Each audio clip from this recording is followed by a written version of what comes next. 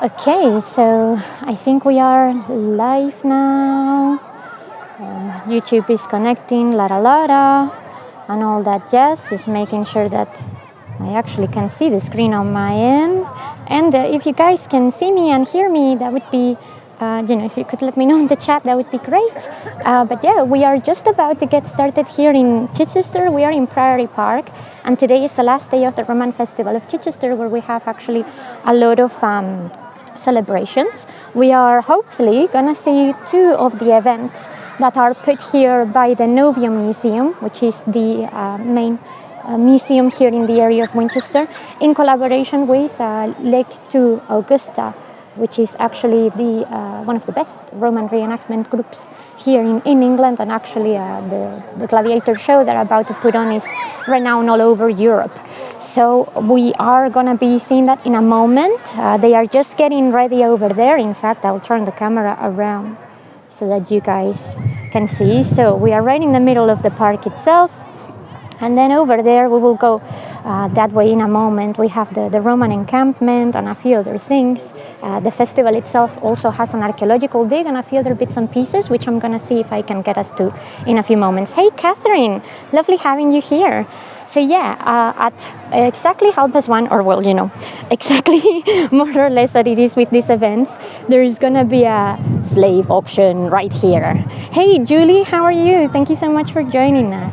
So yes, the first event is the slave auction, and then they close the show with the gladiator show. So actually this is probably going to be quite a long stream, in the sense that I don't think there is much point me closing one stream and opening the next one. So stay for as much of it as you can or want. But yes, so this is the scoring here, and yeah, I hope that you're all doing very good. And this is very exciting because, Lake to Augusta couldn't come last year. There was a problem with funding, and it's a shame because the Roman Festival of Chichester has been going on for a really long time.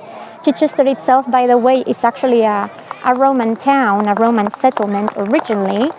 So that's the reason why the festival is taking place in here, and not just randomly because of a park. And well, Ollie has just actually turned up here, so let me just turn you around. I don't know if you can actually hear their megaphony. If not, I can get closer to them.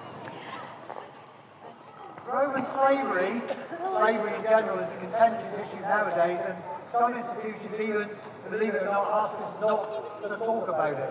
And how you could possibly talk about Rome and not mention slaves is... I'm glad that you do. But yeah, if you guys let me know if you can hear the megaphony fine or not, I'll move closer, otherwise I'll do a brief commentary over. They tend to think of the slavery of the Africans in the Caribbean and Americas a couple of hundred years ago. And although Roman slavery could be like that, it could be as grim and as desperate as that, it's often a little bit more of a lottery. Slavery in the Roman Empire is not necessarily a death sentence, as it often was. And many people could be released from slavery for various different reasons. So, I'm going to get to a couple of volunteers. We're going to get right, so they always do this. They always bring kids out first to experience a little bit about what slavery was in the Roman world, which is always interesting, of course, because, kids have an interesting understanding on the situation.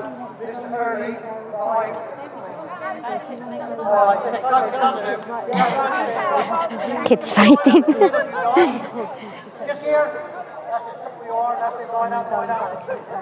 There we go. So, 1, 2, 3, 4, yes, 5, 6, 10. Good. So, 6 people, and they've been unfortunate to end up in a Roman slave market. Roman slaves normally came from either captives in battle.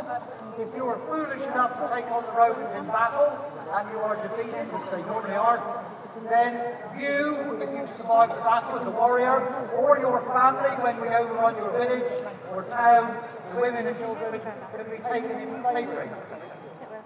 The proceeds of that slavery auction would be spread out among the soldiers.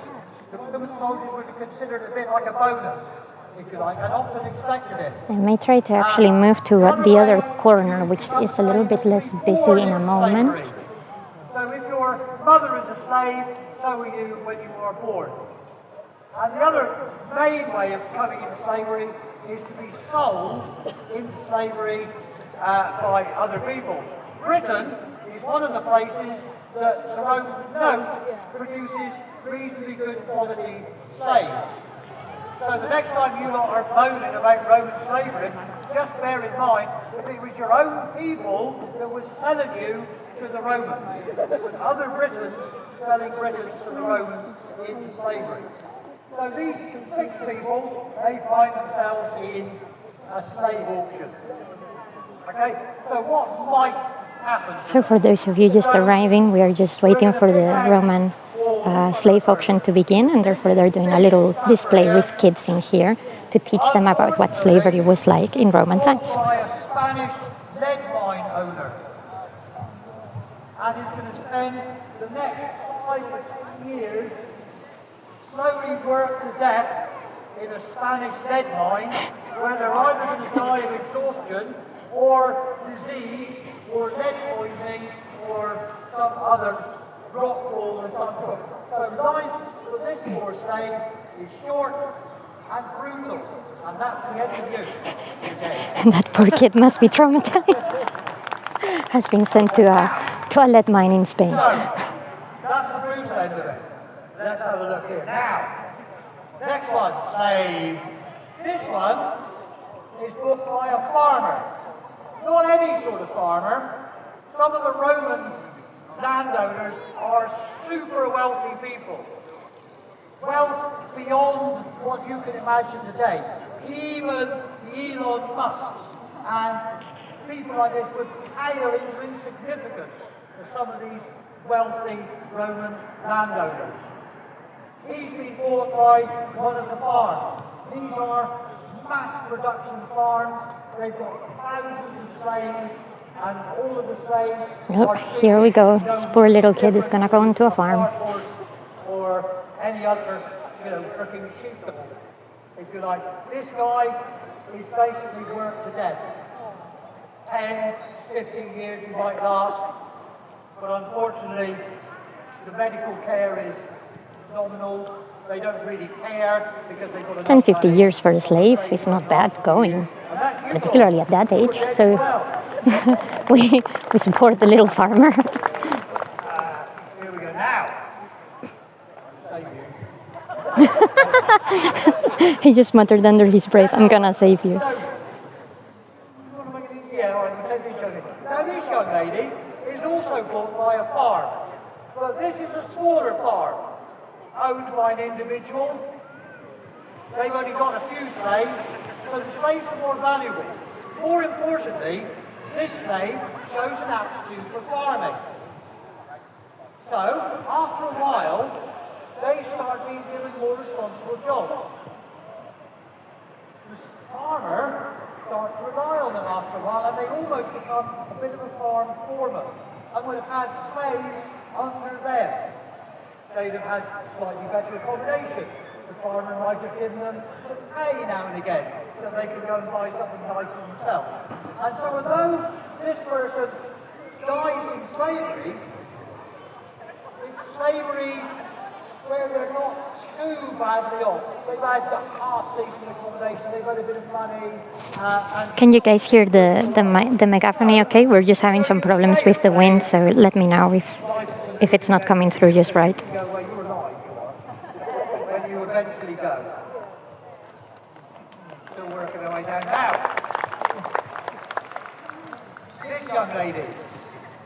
This young lady is bought by a wealthy Roman who's looking for a companion for his young daughter. Now, these personal slaves, they're called body slaves sometimes, and they're like a cross between a personal assistant, a secretary, butler, valet, and a confidant. Often, these are their friends, and they're the people that actually perhaps tell the wealthy Roman exactly what life is like. They grow up together. and they become, as again, close, kind of personal friends in a same kind of way. As she gets older, the slave owners, everything, it's because she's become such a good companion to them, she's rewarded by manumission. They release her. She continues to work. Oh, she got lucky. She became a companion and now she's released. She dies a free person. They're called freemen. She hasn't got quite the right to Dies as a free person. This is as good as it gets. but if she produces children of Rome, they can become full Roman citizens. And this is how Rome repopulates sometimes, by freeing slaves who then produce children themselves. It might surprise you to know that when they analysed the skeletons they found in Herculaneum, 80% of them came from families that were not originally Roman. They had, their fathers, grandparents, great-grandparents had migrated into the Roman Empire, so they're not originally Roman, okay? And this is how this young lady, owned by a wealthy family, a close companion of the rich young lady, she's going to be dressed well. The family don't want some scruffy urchin going around with their daughter. She's going to be fed well, looked after. She's going to have nice quarters. Generally, a decent life until eventually she becomes a free person. And although she continues to work for a foreign master, presently, well, good life. Okay, so free Roman or free slave. Okay, now, next one, this fella here. This fella, gladiator school. They like the look of him. Red hair, Roman type with red hair. Everything, a bit of a status symbol, so they think he's got a bit of potential.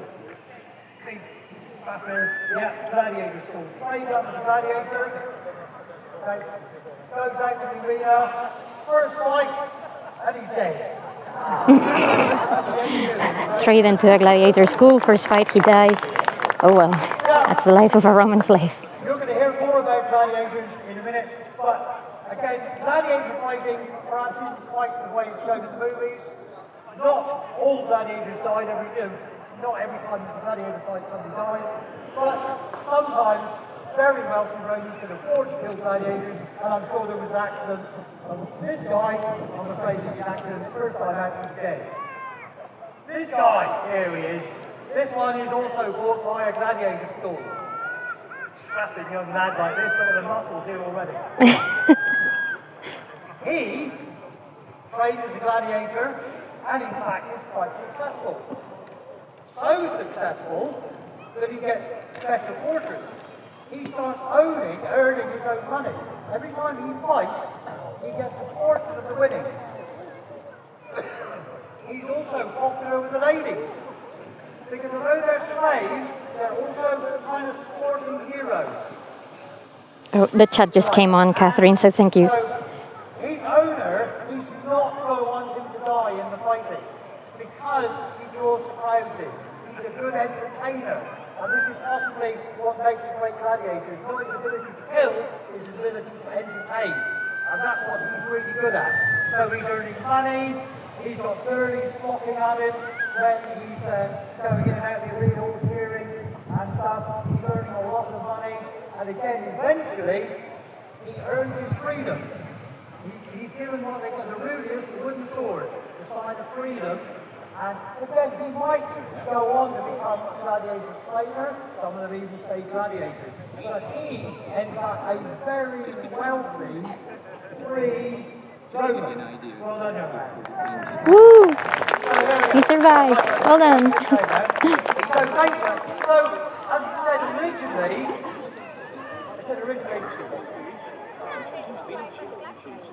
slavery in the Roman Empire, much more of a lottery. And I'm not suggesting 1 in 6 or 1 in 3 would have ended up free, but certainly a significant number did.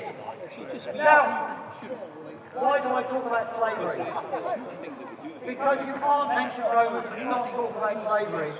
But I also like to mention, and if I just kind of step a little bit about our character now, and talk about the other reason I mentioned slavery. People today think it's a thing of the past, but it's not. The current UN estimate for slavery is 27 million people. Yep. which is far more people that were ever slaves in the Roman Empire and far more people that were ever slaves in the British or American Empire, if you want to call it that way. 100,000 of those slaves, modern slaves, reside in Britain today. People think we're somehow away from it, or something that doesn't concern us, but there's at least 100,000 people in Britain today in modern slavery. So, this is the reason I like to mention it. Now, going back to being Romans, the other reason I talk about slavery is because many Roman soldiers have a little bit of a side job. If they were posted for a long time, they like to earn a little bit of money on the side. Yeah, each day. It's quite a sobering reality, isn't it? Companion, our little sideline, and we're senior soldiers now, soon to retire. We need a little bit of money earning when we do, and we put ourselves into slavery. Now, I'm going to give you an example. Okay. Wait. So here are gonna start coming the Romans, properly speaking. I need you. Now, you can't get the staff these days. So, I'm not here to sell slaves today. I'm just going to give you an idea of what we do.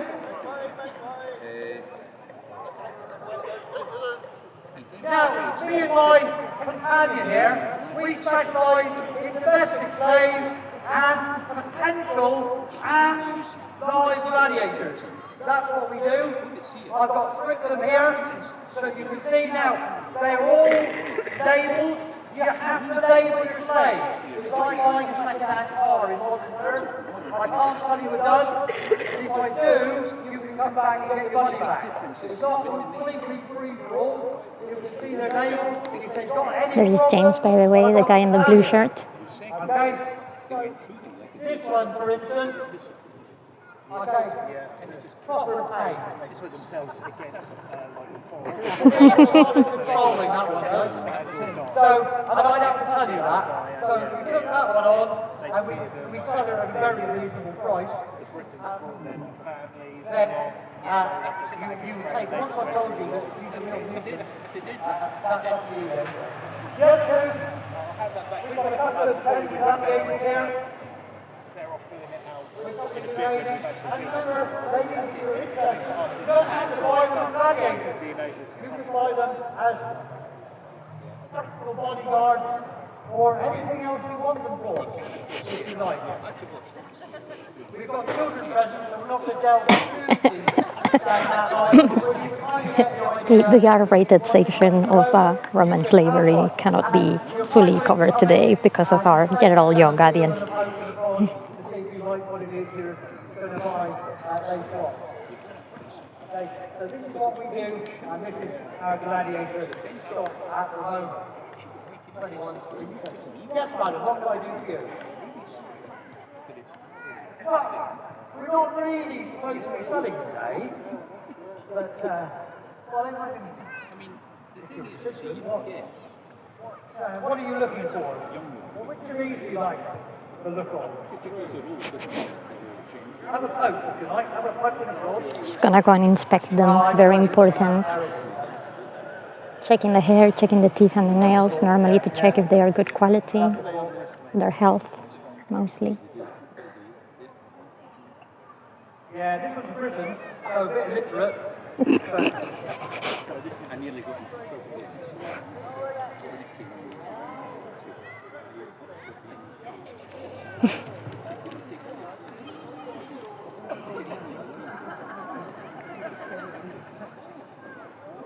What do you think? Anyone fancy any of these? Or? To be honest, the price would be outrageous for a lot of people, but you know, these two are not cheap items. You know, like which one? Make me an offer. Okay, we're not supposed to be bidding for slaves today, but there is an offer. Oof. 20,000, that's a little bit, wow. What do you think possibly? No. I'll tell you what, if you give us Now we're bargaining, because of course. That one, you can do what you like with then. They're trying to get rid of an extra slave, because, you know, sometimes slaves were difficult to handle and you just wanted them to be gone. Thank you, madam. We'll send them, of course, to you in due course. And there you go. Transaction done. That's a little bit, I'm going to finish now about slavery, but the story of the gladiators will be taken up by the next group, or those guys, and you'll hear a little bit more and see a little bit more about Roman gladiator fighting. So, thank you very much, and we'll see you in a bit. Woo!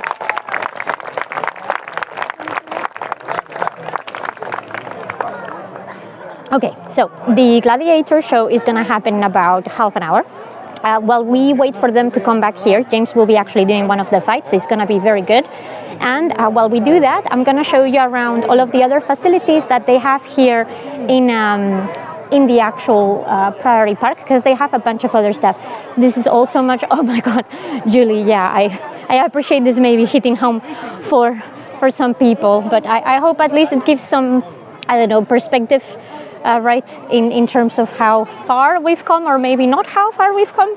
One of those things. History always here for education. So let me get us to the area for the encampment, so that you can see some of the things that we have out here today, and see if I can get us a peek into the archaeology grounds as well. So let me just turn us around.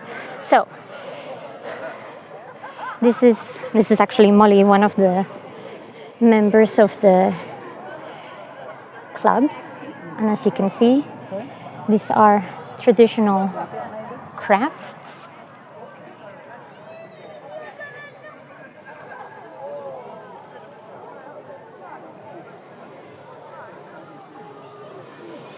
This is where people will be put up if their military service doesn't go according to plan. So in here you see this is the building of the gladiators. This is where James's and Annalise's kit is all at. So you're going to be seeing some of these weapons in a few moments. I actually do not know which gladiator they're supposed to be performing as later on today, but they will be, I suspect they'll probably be a mix of them. So these are other members of the club. The military show was earlier on this morning, which unfortunately we missed, but it involved a bunch of them dressed in full gear, displaying everything, etc. As you can see, people taking pictures, what have you not. I'll show you actually some of the equipment that they that they used earlier on today. So this is just your typical military tent. It is that frugal, and I will let you know that this actually works just as good as any modern tent, by the way. They use it when they come to shows. They normally camp on site, and this is how they do it. So, you know, they sleep on the pelts, etc., etc. Here you have some of the kit. This is a segmentata plus one of the shields, although this is mostly for decoration. As you can see, this is not a proper Roman shield in that regard. It's not a testudo. And here you have one of the many pieces of, well, artillery that the Romans actually used. I believe they were actually making them work earlier on in the military show. They normally throw onions because they are a bit more, I guess, useful when they throw them through the ballista. And we actually have in here a little bit of a little display. Cranes are a totally different thing. We can get into this afterwards as well, for how they move large stone blocks. But if you actually have to move them, what you do is you dig a small hole like this into the side of the brick. You drill down, cut out either side of the ground. This thing gets inserted, it goes into either side it fits in. It's then put this down the centre, so then it's now completely wedged into that ground. This goes in over the top with the pin running through it. Like a medieval knife. And now, when you lift this, that's not going up to anywhere, and it's a really strong, very secure hold on that massive stone block as you lift it up. So yeah, it's for lifting large stone blocks. Wow, that's pretty impressive. That was, in case you didn't hear that properly, that was used for lifting all kinds of equipment in farm as well as in the actual military displays. Here you have actually some of the bits of military engineering that they are using and have used already earlier on this morning. And they actually they're about to set something up for the gladiators. So let me take you actually through to the other elements we have going on. So we are actually in Priory Park, which, by the way, was the actual site for the Norman castle of Chichester. Nothing really of that remains anymore, because it was brought down in the early modern historical period. But here we have actually the old guild hall, no longer really used as a guild hall. This is a medieval building that used to be part of a little monastic Franciscan friary from the 13th century, which sadly, with the dissolution of the monasteries, came down crashing, and there was nothing left of it. There is nothing actually going in here today properly, besides a little bits of display. I think actually Archaeology South is here, so I think they're doing some storytelling. Yes, so we might not disturb, but just a quick peek into the building itself. This is normally not open, so might as well actually look at how this is looking now. And well, yes, Tracy, we do have some serious problems in the UK nowadays that a lot of people are not interested in talking about. Were the Romans the first slaves? Now we're pretty confident that slavery was in action before Rome. In fact, Hammurabi, if I remember correctly, in the Code of Hammurabi in Mesopotamia, we already had evidence for slavery. So definitely not. We are not sure if Neolithic and Paleolithic societies may have engaged in slavery, perhaps, but a bit more doubtful. Is there any displays about women's life? So normally, actually, when James's group, when the Legend Second Augusta come through, they do normally have a little women display. Today we only have the crafts that Molly was doing. I don't know if you saw it. Otherwise, I'll go back there in a moment. But this was mostly a show for the actual events. So not all of the buildings have been set up, unfortunately. Well, here you see a little bit of archery, and well, there, as you can see, they are continuing the Chichester and District Archaeology Society. They are continuing the digging here because, like I told you guys, there used to be the site for a Norman castle in here, as well as a few other bits and pieces. And I think that's actually what they are trying to get at. There you go. So this is what they started unearthing last year, which is mostly pottery. But it's very important for us to get a bit of a context as to what was happening. We may be able to actually see the trench, but you see where those people are sitting there, right on the top of the little moat there with the tree. That was actually where the moat of the Moat and Bailey Castle was here. And actually, yes, we can have a little look as to how the dig is going. Oh, it's okay. Don't worry. I'll go back. And Molly has been weaving all day long, so I'm sure we can see some of the bits and pieces that she's doing. So here you go. This is actually how archaeology happens. It's not as fancy as the movies make it look like.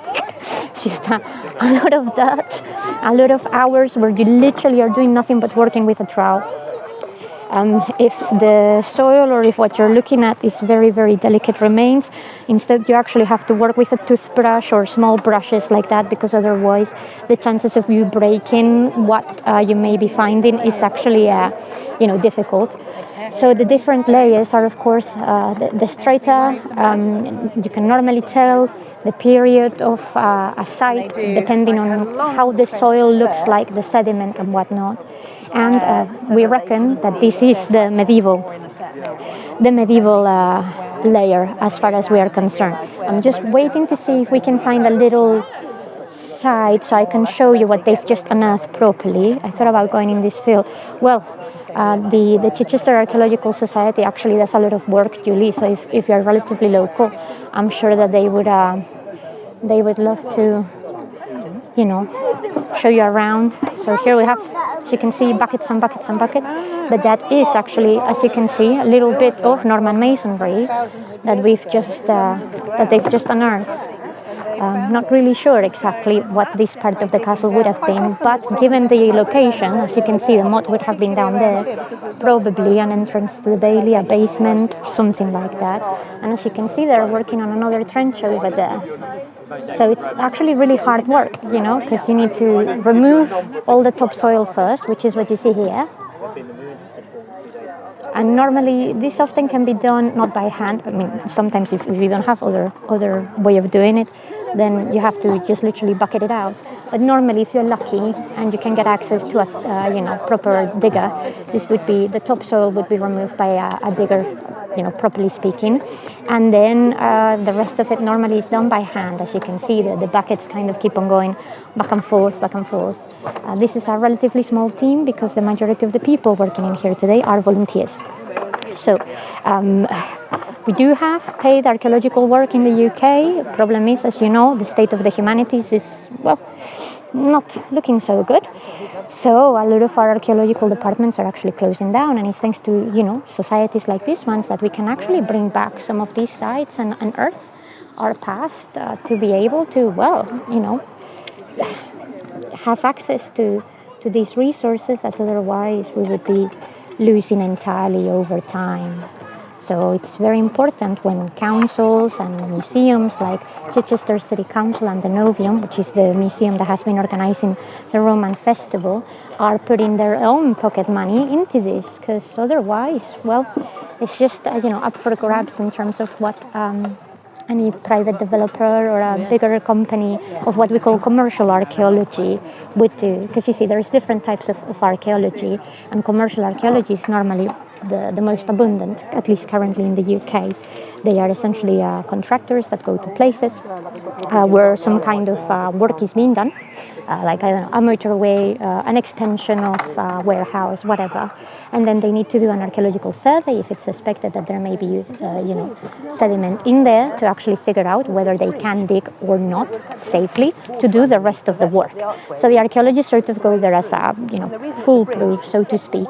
If they find something, then obviously the work needs to be stopped, and the results of that commercial archaeology dig is what funds whatever comes out of it. But it's a complicated matter. Well, here you actually have, by the way, a lot of the stuff that they've actually found in the dig, which, like I said, is mostly a lot of pottery.